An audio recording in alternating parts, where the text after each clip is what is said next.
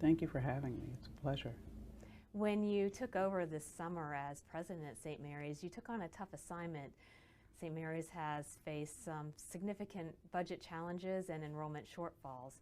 What happened and what needed to change? I'm not really sure what happened. I only know the result, and the result was that that one year they made a major miss. Um, it was predicted to be a major miss with respect to hitting the enrollment target, and the budget was set on their making the target. And so that disconnect created lots of problems, and the fact that it didn't come to light until the end made it incredibly challenging. We had this year we missed that target, so we had that low enrollment that has to work its way through the system before we can fully recover. And when we missed the target, because we're primarily tuition driven, had a major impact on the budget. So coming in, the question becomes, how do we stabilize the enrollment and turn this around? And what do we do about the budget situation? So the state of Maryland's been very good to us, but we're a public school that's not part of the university system in the state. So we have to be more entrepreneurial and think more like private schools. So one of the things that we're trying to do now is to really change the culture where people are thinking like a private institution and about raising money and giving back to the institution. With respect to our enrollment, when we're doing our budgets, we base the budget on a conservative estimate of what the enrollment's going to be, and then take off 3% to give us some cushion there, and that also helps us as we're trying to figure out what should we be doing, what should our targets be, what's the right size for our institution. So some of the problems came from the fact that, we're all smart people, and we do a lot of talking inside our heads, but we don't communicate them effectively to people. So then people think we're not being transparent. So one of the things I do, I talk about everything, right? It's incredibly important that people understand what our challenges are, where we think we might be going, and how can we all work together to get there. So I talk a lot about community. I talk a lot about our being involved in this together, and about creativity and problem solving.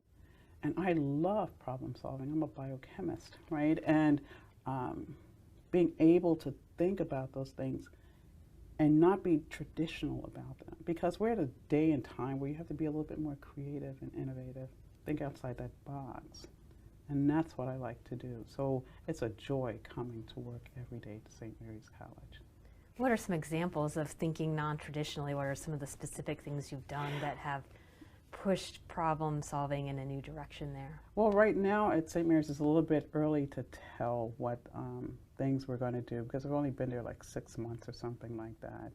But it's just the fact that the communication style is very different, and how I try, colleges and universities are very traditional, and we're very siloed. So I'm not siloed. And when we're talking about a problem, I try to get everybody's voice around that table. And I don't really care what your stature is in the college. To try to think these things through. And that's what we've been trying to do at this college. So even with my State of the College address, I want everybody there. And I take questions from everybody and listen to their input. And so that's not being innovative. That's just being a good leader right now, trying to figure out what is this gem that I've inherited, and what's the true depth of the problems that we have and the challenges. And then once we identify those things, then we can think about the future and how to really stabilize that college and move it forward. You talked earlier about bringing in an entrepreneurial spirit and thinking more like a private college. What do you mean by that? Well, being public, you have a tendency to rely on the state for your operating budget and capital budget. But we can't do that anymore. And with St. Mary's being not part of the system, we don't get all of the glory when they have extra money and they get the extra money. We used to be protected when there were deficits in the state. We're not protected anymore. So what can we do to bring in more funding to the college that is separate from thinking about government support and separate from thinking about tuition? So I've been challenging my faculty to think about ways by which we can sell our goods and use the money to help support the operating budget. And so trying to give them opportunities to say, here are our strengths and expertise. This is what we can do for the local community and bring some resources into there. And so I'm trying to give seed money to spark that kind of innovation that we need.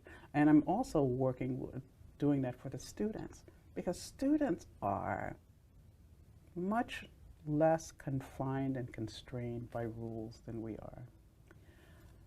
So they see problems differently, and they see some problems that we don't even recognize.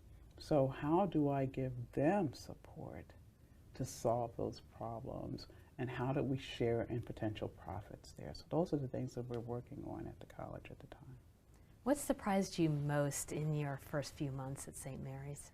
So when you read the literature on St. Mary's, especially when I was interviewing, they gave me a little booklet talking about how it is to study at St. Mary's on the banks of this river. And it was like really idyllic kind of place. And I was like, there's no way that this place is such a utopia. And it is, right? It is isolated. It's on that little peninsula down there.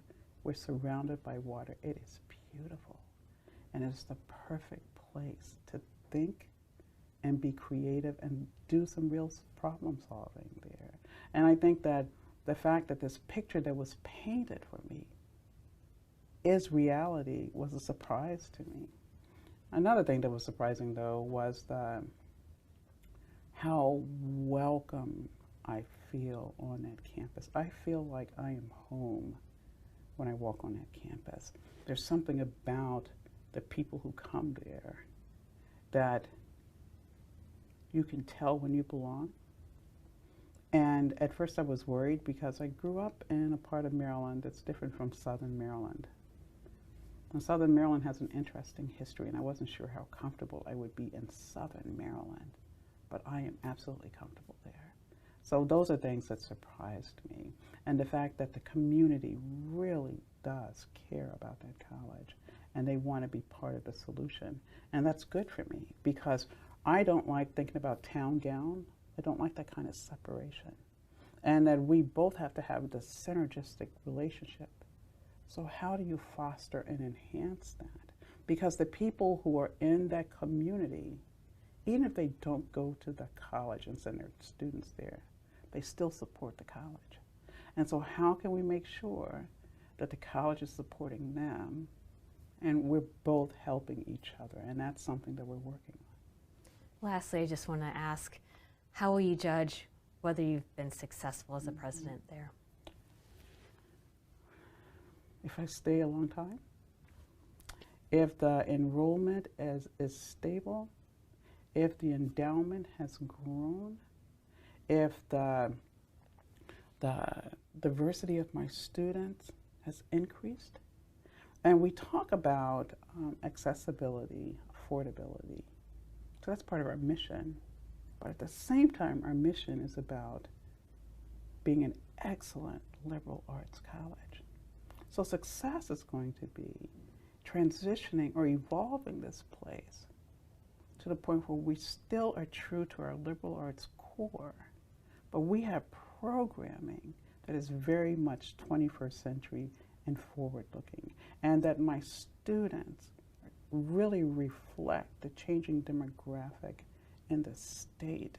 And when they're on that campus, they feel welcome and know that they will thrive and succeed beyond St. Mary's. Then I'll know that it's been a successful tenure for me. Thanks for joining us today. I enjoyed the conversation. Thank you, Sarah. In this day and time, I'm finding myself constantly thinking about what does it mean to be educated. I'm the president of a liberal arts college. Historically, a liberal arts education has focused on ends, virtues, beauty, and knowledge.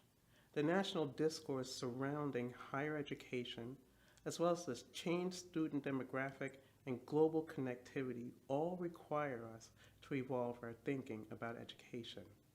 We must engage students in an educational experience that examines ends and means, virtues and success, beauty and utility, as well as knowledge and skills. The question is, how does one engage a campus community in this discourse and move it to a place that remains true to its mission and core values while responding to modern-day societal needs? I spend a good deal of time talking with people, individually and in groups, to hear their thoughts, ideas, and concerns. In addition to listening, I am working to identify innovative and creative thinkers and doers.